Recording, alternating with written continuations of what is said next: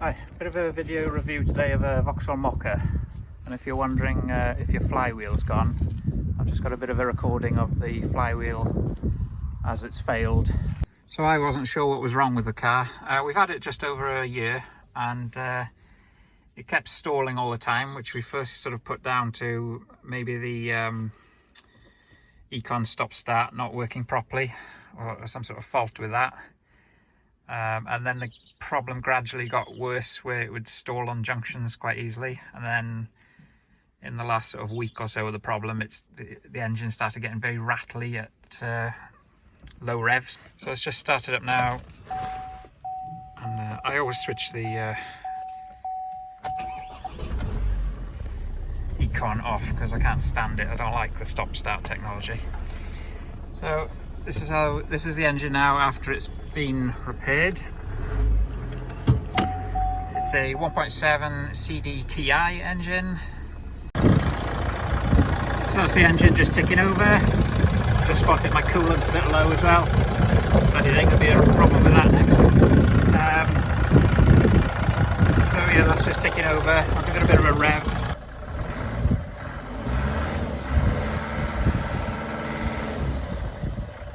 So that's the normal sound of the engine, and now I'll just play the quick clip of the engine when it had the problem.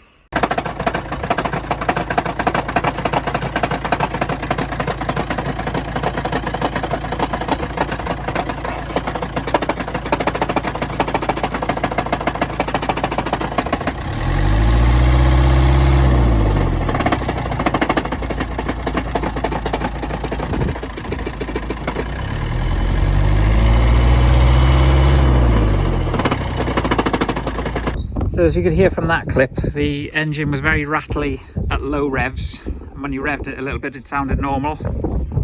So those are the sort of characteristics to listen out for. A rattle at low revs and stalls easily on junctions and things. So those are the problems we had. So it's had a new clutch and flywheel now. So I thought that bit of a sound clip of the engine running with the faulty flywheel might be of interest if you think maybe you've got a similar problem with the Mokka or a different car. They might not always sound like that when they go wrong, I don't know, but maybe of interest. So these Mokkas, they're quite a nice car as a family car. We've had this just over a year, as I said, and it's a 2013 manufactured car, 1.7 turbo diesel. It's the CDTI model, 128 brake horsepower, and this one's the four-wheel drive version, which is quite handy because now and again we'll go in and out of a field if we're going to a show or something, and it goes up and down tracks quite often, access tracks to houses, so it's handy having that extra bit of grip. That's the trim level.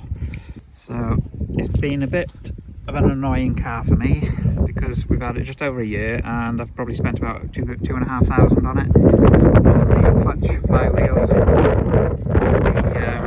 the glow plugs failed on it, and they weren't cheap because official Vauxhall glow plugs, they were about £100 each. So that was like another £400. The rear coil springs needed changing for the last MOT that's just been. It needed a new battery soon after we had it. And so it's quite a bit of expense in the first year, which is annoying. So I told my wife it needs to last another 100,000 miles now, ideally.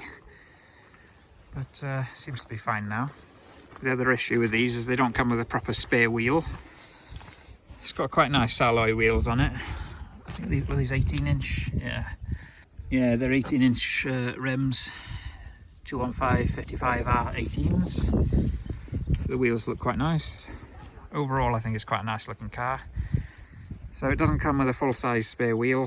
It came with the like emergency sealant with a pump, and actually no, it was supposed to come with that, but the garage put another spare wheel in, which isn't even the proper size because a proper size, full-size spare wheel won't even fit in the boot. And I've looked this up online. There's a bit of an issue for people getting a proper spare wheel for these things.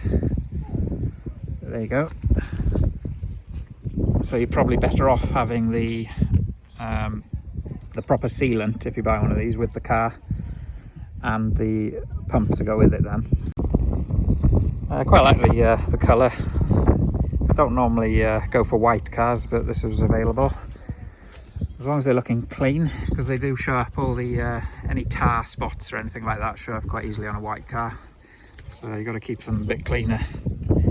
So a quick look inside again. This one's done 111,000 miles. It's fairly basic interior. CD radio, yeah, no sat nav or anything. You've got a display up there. Tell me a service due again, so I have to get that booked in. Not many extras on this one.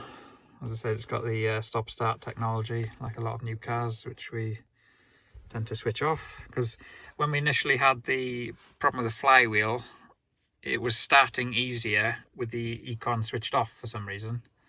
So I don't know what that was all about. It was obviously causing a bit of an issue. So not many gadgets in this car, the standard stuff. It's got heated seats though, and it's also got heated steering wheel, which I always struggle to find the switch because I don't really drive this car, but there it is. So that's quite nice in the winter when you're out in the cold. You warm your hands up. Ah yes, another fault, which I bet is a common fault on these, is the handbrake button. So the button, where's the old one? Which is like chrome plated plastic. There should be sort of legs on that, which have snapped inside there. So then you've got to get tweezers to pull the old bits out, which I've done. And there's the new one. I haven't put it on yet. Mainly because it's got a tiny spring in it, and the old spring flew off and went under the seat. And when I ordered this, you can get these off eBay, so I got this off eBay, and the new spring, that's also flung under the seat somewhere. So I need to get a magnet sometime and try and track that down. And when you get in, anyone else drives the car, they think, oh, you've got to push that down, push it down, but you've got to push it forward. Because when it first broke off, my wife was panicking. She said, oh, I can't get the handbrake off because of this was just like this. And obviously you've got to, some cars you might think, oh, you've got to pull it back or press it down. You've got to push it forward to release the cable. So that works as is, but we need to fix the button back on. And I bet that's a common thing. I don't know why they don't just have a normal handbrake with a button on the front, but they like to change these things, don't they? And as you probably noticed, 6-speed manual. And the main thing was, I was just gonna show you the clip with the sound of a failed flywheel on a car anyway, but just a bit of a brief review of the car as well. If your battery fails on this car, like ours did when I first bought it, then don't just go and get a lead acid battery. Check which one you need to get, because you need to get a battery that's suitable for the start-stop technology. Right, I better top up this coolant before I go. This car better behave from now on. I'll give you a damn good thrashing, as John Cleese would say.